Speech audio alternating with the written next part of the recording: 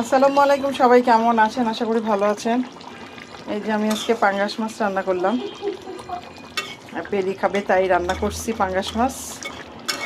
বাইরে গেছিলাম, তাদের ঝটপট ভাজলাম, ভাইটা রান্না করলাম। আর আজকে আমি রাঁধুনি মাছের মশলা দিয়ে পাঙ্গাস মাছটা রান্না করছি। খুব এই মশলাটা দিলাম আসলে মাছের থেকে যে একটা গন্ধ, আমি তো লবণ দিয়ে লেবু দিয়ে ধুয়ে নিছি। আলহামদুলিল্লাহ অনেক সুন্দর স্মেল আসতেছে। তারপরে আমি এইখানে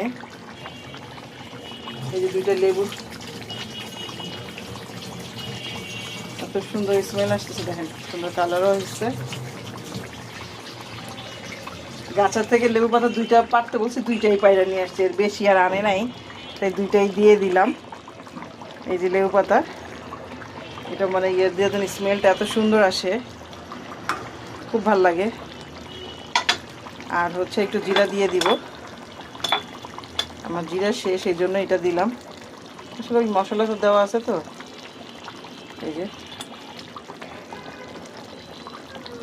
পাঙ্গাস মাছে একটু জিরা না দিলে হয় না। এই যে শেষ পর্যায়ে জিরা নিয়ে আসছি, এখন ইয়ে করবো,